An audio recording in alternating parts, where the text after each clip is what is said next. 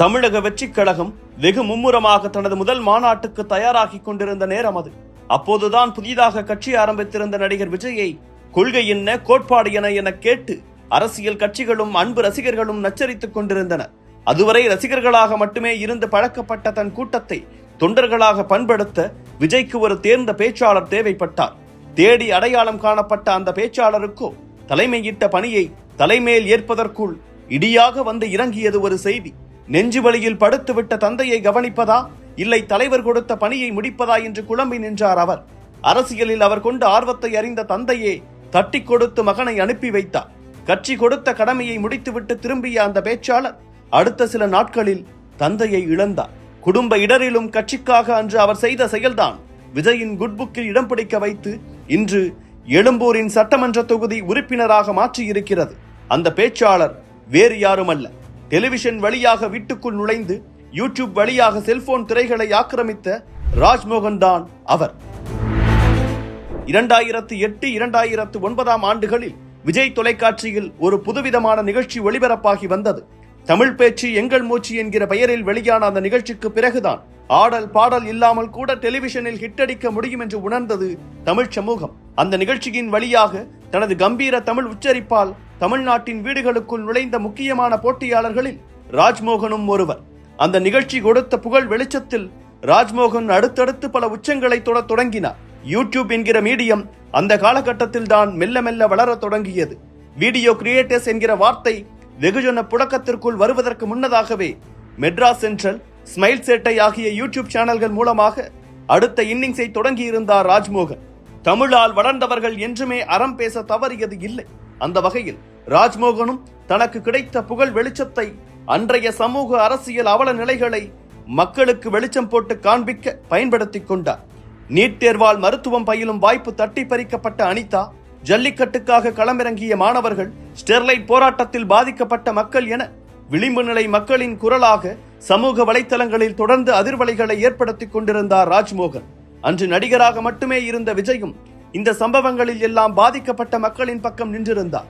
இருவரின் பாதையும் அடுத்த சில ஆண்டுகளில் ஒரே திசையில் தான் பயணிக்க இருக்கிறது என்பதை அன்று அவர்கள் அறிந்திருக்க வாய்ப்பில்லை. சமூக அரசியல் விழிப்புணர்வுகள் ஒரு பக்கம் என்றாலும் மோட்டிவேஷனல் பேச்சாளராகவும், ஸ்டாண்ட் அப் காமெடியனாகவும், நிகழ்ச்சி தொகுப்பாளராகவும் தனது வேலைகளின் வழியாக ஊடக வெளிச்சத்திலேயே பயணித்தார் ராஜ்மோகன். இதனால் காமிஸ்தான் நடுவர், திரைப்பட நடிகர் என அடுத்தடுத்த வாய்ப்புகள் அவரை தேடி வந்தன. வேலையில்லா பட்டதாரி 2, நெஞ்சமுண்டு நேர்மையுண்டு, இஸ்பேட் ராஜாவும் இதயராணியும், நட்பே துணை, மெரினா புரட்சி என அடுத்தடுத்த படங்களில் குணச்சித்திர கதாபாத்திரங்களில் நடித்தவர் பிளாக்ஷிப் தயாரிப்பில் படம் ஒன்றையும் இயக்கினார். பேச்சாளராக, நிகழ்ச்சி தொகுப்பாளராக கிடைத்த வெற்றி இயக்குனராக அவருக்கு கை கொடுக்கவில்லை. இந்த சூழலில்தான் நடிகர் விஜயின் அரசியல்வாதி அவதாரம் ராஜ்மோகனுக்கும் ஆர்வத்தை தூண்டியது. ஏற்கனவே மீடியா ஃப்ரெண்ட்லி முகமாக இருந்த ராஜ்மோகன் தமிழக வெற்றிக் கழகத்தின் அறிவிக்கப்படாத செய்தி தொடர்பாளராக பல நேர்காணல்களில் பங்கேற்று விஜயின் அரசியல் விஜயத்தை கேள்வி கேட்டவர்களையும் கேலி செய்தவர்களையும் நேருக்கு நேர் எதிர்கொண்டார். அவரது இந்த பேச்சு திறனை கட்சியின் கொள்கை பரப்பு செயலாளர் என்கிற பதவியையும் அவருக்கு பெற்றுக் கொடுத்தது. அதில் அவர் காட்டிய தீவிரம் அடுத்த 7 மாதங்களிலேயே, அதாவது செப்டம்பர் 2025 துணை பொதுச் செயலாளர் பதவியையும் ஊடக அணி பொறுப்பாளர் பதவியையும் வசப்படுத்தி கொடுத்தது. எந்த பின்புலமும் இல்லாமல் டெலிவிஷனுக்குள் நுழைந்து யூடியூபை வசப்படுத்தி அரசியல்வாதியாக அவதாரம் எடுத்த ராஜ்மோகன் தனக்கு கிடைத்த அங்கீகாரம் தான் தமிழ்நாட்டு மக்களுக்கு தாவேக்கா கொடுக்கும் மெசேஜ் என்றார். அரசியலில் சாதிக்க பேக்ரவுண்டை விட டேலண்டே முக்கியம் என ப்ரூவ் செய்திருக்கும் ராஜ்மோகன் தற்போது தாவேக்கா மேடைகளில் தவிர்க்க முடியாத முகமாக வலம் வருகிறார். கட்சியின் மாநாட்டு மேடையோ, போராட்ட களமோ, புகழ் முழக்கமோ, கண்டன அறிக்கையோ, தன் குரல் மூலமாக கட்சியினருக்கு தொடர்ந்து உத்வேகம் அளித்து வரும் ராஜ்மோகனுக்கு எழும்பூர் தொகுதியை ஒதுக்கி உத்வேகம் அளித்தார் விஜய்.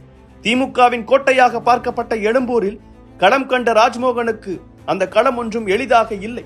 திமுக, அதிமுக வேட்பாளர்கள் எல்லாம் கூட்டம் கூட்டமாக வந்து வாக்கு சேகரிப்பில் ஈடுபட இளைஞர்கள் சிலரோடு வீடு வீடாக ஏறி இறங்கிக் கொண்டிருந்தார் ராஜ்மோகன்.